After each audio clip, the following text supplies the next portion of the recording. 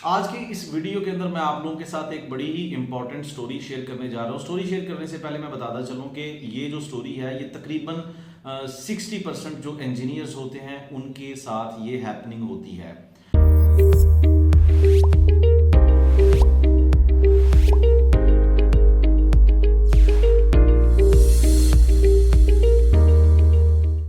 हमें इंजीनियर बनने के लिए बड़ी बड़ी यूनिवर्सिटीज़ के अंदर तो भेज दिया जाता है, लेकिन हमारा माइंड सेट नहीं चेंज होता कि हम जिस तरीके से घरों से जाते हैं, छोटे छोटे गाँव या छोटे छोटे कस्बों से उठ के हम इंजीनियरिंग करने बड़े बड़े शहरों में जाते हैं, बड़ी बड़ी यूनिवर्सिटीज़ के अंदर जाते हैं, लेकिन 4 साल पढ़ने के बावजूद हमारे पास वो अवेयरनेस नहीं आ पाती, जिसका नुकसान ये होता है कि इंजीनियरिंग करने के बाद हमें नौकरी तलाश करने में बहुत ज़्यादा मुश्किल आती है। इसी तरह की एक स्टोरी है। रिसेंटली मेरा एक सेशन था, प्लानिंग इंजीनियर का सेशन था। उसमें जिस तरह से डिफरेंट लोग इनरोल होते हैं तो मैं सब लोगों का इंट्रोडक्शन करता हूँ। मैं नाम नहीं लूंगा, लेकिन मैं पूरी स्टोरी आप लोगों के साथ शेयर करने जा रहा हूँ। स्टोरी कुछ इस तरीके से है कि ये एक स्टूडेंट थे जो कि एक इसी तरीके से एक बैकवर्ड एरिया, एक गांव से उनका ताल्लुक था। मैं ये नहीं कहता कि बैकवर्ड एरिया के लोग जो है उनको पता नहीं होता। मेरा खुद ताल्लुक एक गाँव से है जब मैं इंजीनियरिंग यूनिवर्सिटी के अंदर पढ़ रहा था, लेकिन यहाँ पे 60% लोगों के साथ ये वाकया पेश आ रहा है, जिस वजह से मैं ये वीडियो बना रहा हूँ और ये एक वाकया आपके साथ शेयर कर रहा हूँ। अब ये जो बरखुरदार थे, इनकी एक इंजीनियरिंग यूनिवर्सिटी के अंदर इनका एडमिशन हो गया। 2013 से 2017 तक इनकी इंजीनियरिंग कंप्लीट होती है और जब ये गांव वापस आते हैं तो 2 साल ये गांव से बाहर नहीं निकलते। जब ये अब मेरे पास आए हैं कोर्स करने के लिए, तो मेरा एक स्टाइल है, मैं लोगों से पूछता हूँ कि आप क्या कर रहे हो, आप मेरे पास कोर्स करने आए हो तो आपका ऑब्जेक्टिव क्या है। इससे मेरा और मेरे स्टूडेंट्स हैं या जो लर्नर्स हैं उनके दरमियान एक जो ब्रिज है वो डेवलप हो जाता है।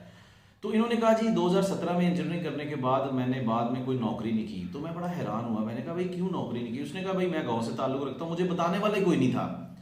तो मेरा अगला क्वेश्चन था कि भाई आपने इंजीनियरिंग यूनिवर्सिटी के अंदर जब इंजीनियरिंग की थी तो वहाँ पे यार दोस्त होते हैं, कोई डिफरेंट, कोई यार दोस्त आपका गांव से होता है, कोई अच्छे सिटी से होता है, डिफरेंट माइंड्स होते हैं। किसी का इंटरेस्ट टेक्नोलॉजी में है, किसी का करंट अफेयर्स के अंदर है, कोई इंडस्ट्री के बारे में। हमें भी कुछ इसी तरीके से गाइडलाइन मिली थी।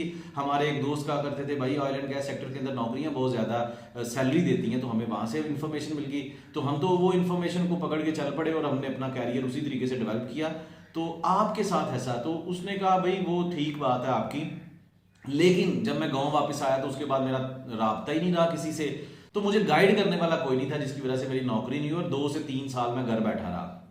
तो मुझे ये सुन के बड़ी हैरत हुई और मुझे ये चीज़ ऐसे लगी कि जैसे हमारे दौर में मैंने भी ये चीज़ सफ़र की, लाइक 5 से 6 महीने, लेकिन उसके बाद मैंने ये नहीं फील किया कि भाई अब मुझे गाइड करने वाला कोई नहीं है। तो न्यूज़पेपर 2010 की मैं बात कर रहा हूँ, वहाँ पे मैंने उस टाइम पे मुझे आज भी याद है न्यूज़पेपर लगवा लिया था मैंने घर, और वहाँ पे जॉब्स के बारे में जो भी जॉब्स आती शाम को बैठ के मैं ईमेल करता था। आज का दौर तो बड़ा ईजी है, हर जेब के अंदर मोबाइल है, आपके पास नेट के पैकेजेस हैं, गूगल है, लिंक्डइन है, आपके पास डिफरेंट तरह के प्लेटफॉर्म्स हैं।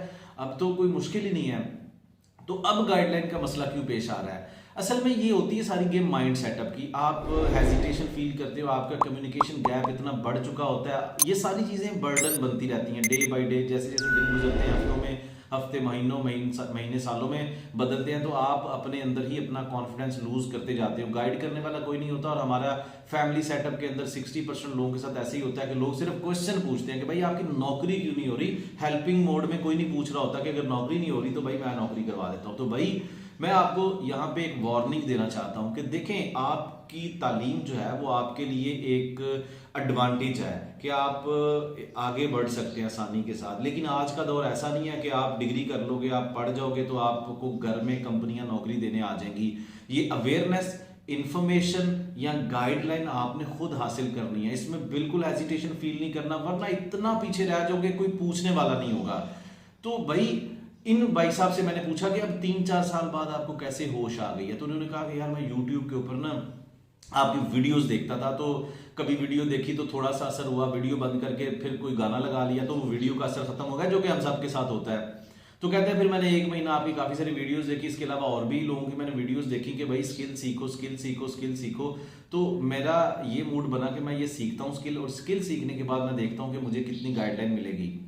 तो ये भी एक चीज़ होती है कि स्किल्स होते हैं ना, अगर आपको गाइड करने वाला कोई नहीं है। अब इस वीडियो को बनाने का मकसद ये है कि बहुत सारे और इंजीनियर्स को मैं एक रेफरेंस दे रहा हूँ मैं एक बेस लाइन दे रहा हूँ इस बंदे की स्टोरी बना के कि भाई अगर आपके साथ भी ऐसे हो रहा है, हो सकता है आपकी नौकरी हो गई है, लेकिन आपकी नौकरी कुछ इस तरीके की है कि आप समझते हो कि मुझे ये नौकरी अब मेरी मेरी कैपेबिलिटीज ज़्यादा है। ऐसा सोचना भी कोई नहीं है, गुनाह नहीं है कि मैं सोचना शुरू कर दूं कि नहीं मैं तो ज़्यादा अच्छी नौकरी करना चाहता हूँ, ज़्यादा अच्छे पैसे कमाना चाहता हूँ। तो ऐसे लोगों के लिए भी एक ही रास्ता है आगे जाने का, स्किल्ड लर्निंग।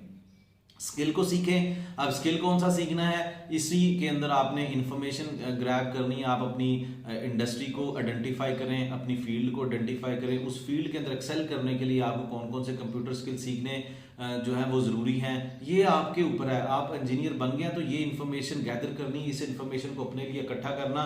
क्योंकि मैं आपको एक मज़े की बात बताऊं कि आज अगर आप कुछ भी फैसला करेंगे तो आज से 5 साल बाद का ज़रूर सोचें कि अगर आप एक कैरियर लाइन को चूज कर रहे हैं तो आज से 5 साल बाद उसको ज्वाइन करने के बाद आप कहाँ पे खड़े होंगे।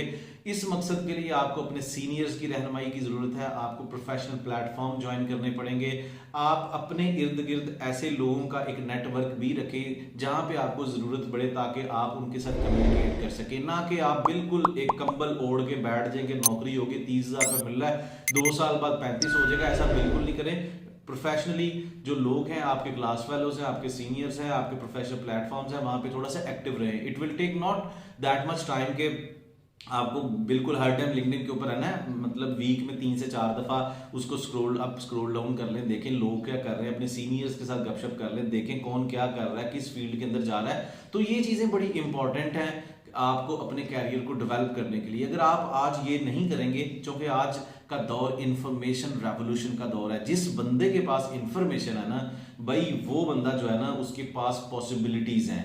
जिस बंदे के पास इंफॉर्मेशन नहीं है, चाहे उसका CGPA 4/4 है, चाहे उसके पास मास्टर्स PhD की डिग्री है, is nothing, is a big zero. So information पहले स्टेप पे आएगी, फिर इंफॉर्मेशन को आप कन्वर्ट करोगे अपने लिए अर्निंग पोटेंशियल जो एक क्रिएट करने के लिए, और वही चीज़ आपके कैरियर डेवलपमेंट के अंदर हेल्प आउट होगी। अगर आप इस वीडियो को समझते हैं कि आपके लिए ये वीडियो काफ़ी हेल्पफुल थी, शेयर करें, कमेंट करें अपने दोस्तों के साथ, और लिखें कमेंट एरिया के अंदर अगर आपके ज़हन में कोई भी क्वेरीज हैं कैरियर को डेवलप करने के लिए। So that's it, see you in next video, thank you very much.